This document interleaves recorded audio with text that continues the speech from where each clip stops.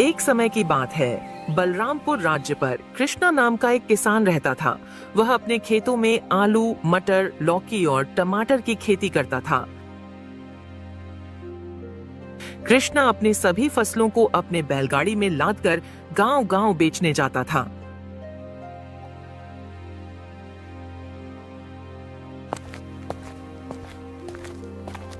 एक दिन सेठ धीरज दास का आदमी कृष्णा का घर आया और कहने लगा, मैं सेठ धीरज दास का आदमी हूँ।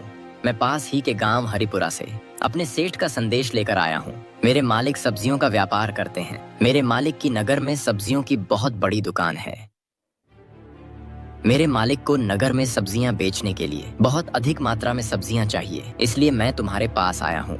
जैसा कि तुम सारी की सारी सब्जियों को खेती करते हो, अगर तुम अपने खेतों के सब्जियों को मुझे बेचना चाहो तो मैं तुम्हें उसकी अच्छी कीमत दूंगा। माफ करना भैया, मैं अपने खेतों में आलू, मटर, गोभी और टमाटर जैसा सब्जियों को थोड़ी थोड़ी करके लगाता हूँ और उन सब्जियों को मैं खुद ही बैलगाड़ी में लादकर गांव-गांव जाकर बेचता हूँ। मैं मंडी के दलालों को अपना माल नहीं बेचता हूँ। ये तुम क्या कह रहे हो? तुम्हारे गांव के सभी लोग मेरे मालिक धीरज दास के पास ही अपना फसल बेचते हैं। भाई कृष्णा, गांव-गांव जाकर सब्जियां बेचने से तो अच्छा है कि एक ही बार में सारा सब्जी को बेच दो। देखो भाई, मैं एक किसान हूँ। कड़ी मेहनत करना मेरे लिए कोई बड़ी बात नहीं है। साथ ही साथ मुझ में पैसे कमाने का कोई भी लालच नहीं है। बाकी मैं लोगों को साफ सुथरी सब्जी बेचता हूँ। यही मेरा परम कर्तव्य है और मैं इसी कार्य को कर कर बहुत खुश हूँ। और मैं यही चाहता हूँ कि मैं अपना सब्जी मंडी में न बेचकर गांव-गांव जाकर सीधे लोगों में बेचूं। भले ही मुझे मुनाफा कम हो और वैसे भी मंडी में जो माल बिकता है वह लोगों तक पहुँचते पहुँचते बहुत महंगी हो जाती है और थोड़ी सब्जी खराब भी हो जाती है। इसलिए मैं अपना सब्जी को मंडी में नहीं बेचूंगा। मैं अपना सब्जी को गांव-गांव जाकर सीधे लोगों में ही बेचूंगा। अरे भाई, तुम कैसी बातें कर रहे हो? एक बार फिर से सोच लो। मैं तुम्हारे सब्जी को अच्छी कीमत दे सकता हूँ। मैंने सोच रखा है और मुझे लगता है कि तुम मेरी बातों का बुरा भी नहीं मानोगे। अब व्यापारी को इतना बात समझ आ गई थी कि कृष्णा अपनी सब्जियों को मंडी में नहीं बेचेगा। वह व्यापारी वहां से चला गया और हमेशा की तरह कृष्णा अपनी सारी की सारी सब्जियों को बैलगाड़ी में लादकर अपनी सब्जियों को बेचने के लिए दूसरे गांव की ओर निकल पड़ता है।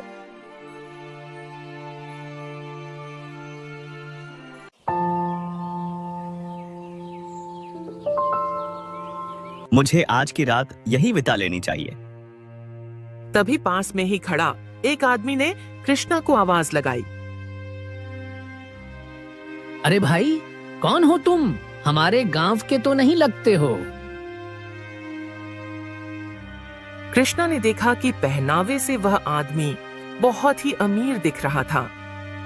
अरे भाई, मेरा नाम कृष्णा है। यह सब्जी को बेचने के लिए इधर आया था, लेकिन काफी अंधेरा हो चुका है, जिसके कारण से मैं आगे का सफर नहीं तय कर पा रहा हूँ। आज रात यही आराम करूंगा और कल सुबह ही यहाँ से निकल जाऊंगा। क्या आप मुझे बता सकते हैं कि कहीं रात में रुकने के लिए मुझे कोई जगह मिल सकती है? अरे भाई, यह कौन सी बात है? तुम्हें रात बिताने के लिए हमारे गांव में जगह नहीं मिलेगी क्या? इसके लिए तुम इतना परेशान क्यों होते हो? तुम्हें कहीं जाने की कोई जरूरत नहीं है। मेरे घर इतना बड़ा है, तुम आज रात यहीं रुक सकते हो। इसके बाद कृष्णा अपने बैलगाड़ी को एक जगह खड़ा कर दिया और बैलगाड़ी से सारी सब्जियों के टोकरी को नीचे रख दिया और आकर उस आदमी के पास खड़ा हो गया। उस आदमी का नाम धीरज दास है। मालिक, आपका ये एहसान कभी नहीं भूलूंगा। आप जैसे लोग इस दुनिया में हैं, इसलिए हम जैसे गरीब लोग अभी तक जी रहे हैं, वरना ना जाने इस गांव में कहां कहां भटकता फिरता। अरे भाई कृष्णा, इसमें क्या बड़ी बात है? एक आदमी ही दूसरे आदमी की मदद करता है। देखने में तुम तो बहुत ही मेहनती किसान लग रहे हो। मेरा कर्तव्य है कि मैं तुम जैसे लोगों की सहायता करूं। वैसे भी तुम यह बताओ कि यह सारी सब्जियां तुम्हारे खेत के हैं, यह किसी व्यापारी से लेकर बेचने के लिए निकले हो? अरे नहीं नहीं सेठ जी, यह सब तो मेरी अपनी ही खेत की फसल है। इतना भी बड़ा आदमी नहीं हूँ।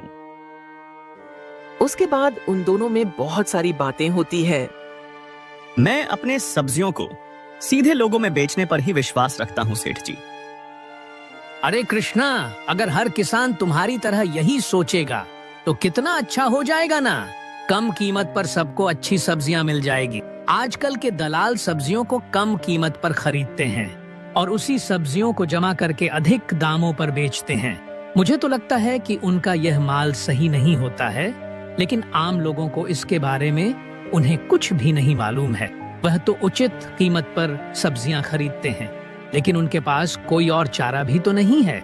आपने बिल्कुल सही कहा सेठ जी, लेकिन आजकल यही हो रहा है। ऐसा ना हो इसलिए मैं अपने सारे सब्जियों को सीधे ग्राहक के पास ही बेचता हूँ। मैं समाज के प्रति अपना कर्तव्य को पूरा कर रहा हूँ।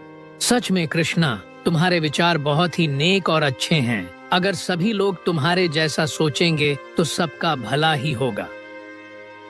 अच्छा, तो अब रात बहुत हो चुकी है, तुम्हें सुबह जल्दी भी उठना है। तुम आराम से यही सो जाओ, मैं भी सोने जा रहा